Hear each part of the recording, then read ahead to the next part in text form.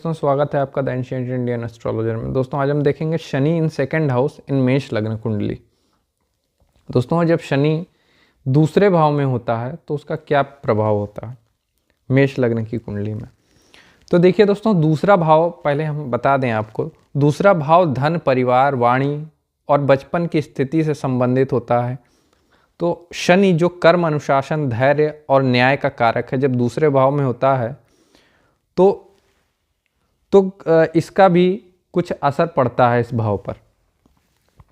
देखिए दोस्तों, शनि के दूसरे भाव में होने से धन अर्जित करने में धीरे धीरे सफलता मिलती है। दोस्तों ये भी हम आपको बता दें कि शनि जो है यहाँ पर शुक्र की राशि में है। वृष राशि जो 2 नंबर आप देख रहे हैं, ये वृषभ राशि है। वृषभ राशि का स्वामी शुक्र होता है और शुक्र और शनि आपस में मित्र होते हैं। तो दोस्तों इसमें कोई डाउट नहीं कि धन मिलेगा, लेकिन उसमें समय लग सकता है, क्योंकि शनि जो है, शनि का जो स्वभाव है वो बहुत धीमे है, बहुत कार्य करवाता है, बहुत श्रम करवाता है। तो शनि के दूसरे भाव में होने से धन अर्जित करने में धीरे धीरे सफलता मिलती है। व्यक्ति को कड़ी मेहनत और अनुशासन के माध्यम से धन संग्रह करना पड़ता है अगर शनि शुभ स्थिति में है। वहीं पे अगर दोस्तों यहाँ पर ये बृहस्पति से दृष्ट हो जाए, शुभ ग्रहों से दृष्ट हो जाए, मान लीजिए बृहस्पति से दृष्ट हो जाए, क्योंकि बृहस्पति सबसे शुभ ग्रह है, तो उससे अगर दृष्ट हो जाता तब तो इतनी समस्याएं नहीं आएंगी। बट और अगर नहीं दृष्ट है तो थोड़ी समस्या आएगी आपको। शनि के प्रभाव से परिवार में जिम्मेदारी निभाने का भाव आता है। व्यक्ति अपने परिवार के प्रति समर्पित रहता है, लेकिन पारिवारिक सुख में देरी हो सकती है। दोस्तों ये शनि का स्वभाव है, क्योंकि द्वितीय भाव परिवार, कुटुंब से भी रिलेटेड है। और शनि के दूसरे भाव में होने से व्यक्ति की वाणी गंभीर और अनुशासित होती है। व्यक्ति सत्य बोलने वाला और गहराई से सोचने वाला होता है।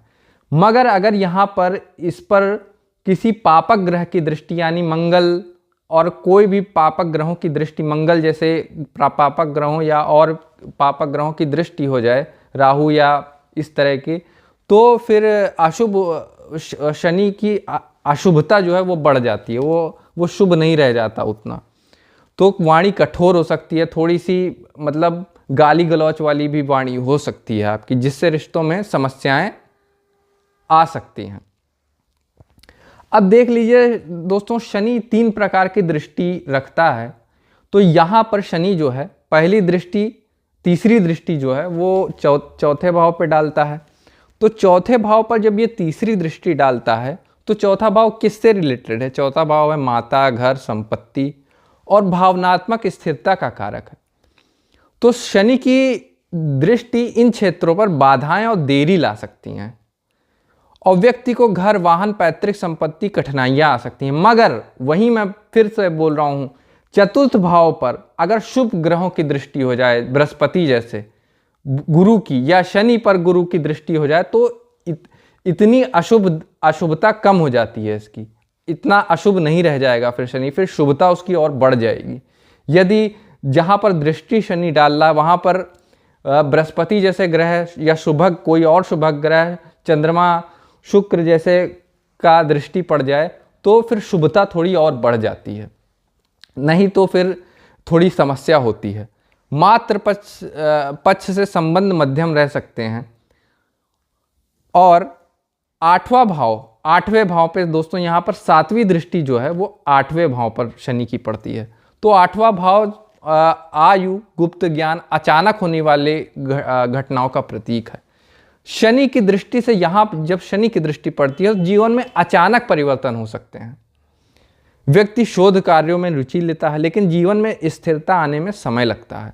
अगर शनि अशुभ, फिर दोस्तों वही अशुभ हो जाए, तो स्वास्थ्य संबंधी परेशानियां या आकस्मिक घटनाएं हो सकती हैं। इस पर 8वें भाव पर पापक ग्रहों की दृष्टि या शनि पापक ग्रहों से दृष्ट हो जाए तो दोस्तों अशुभता और बढ़ जाती है। आकस्मिक घटनाएं, अचानक घटनाएं, इस तरह की घटनाएं बढ़ जाती हैं जो अशुभ प्रकार की होती हैं।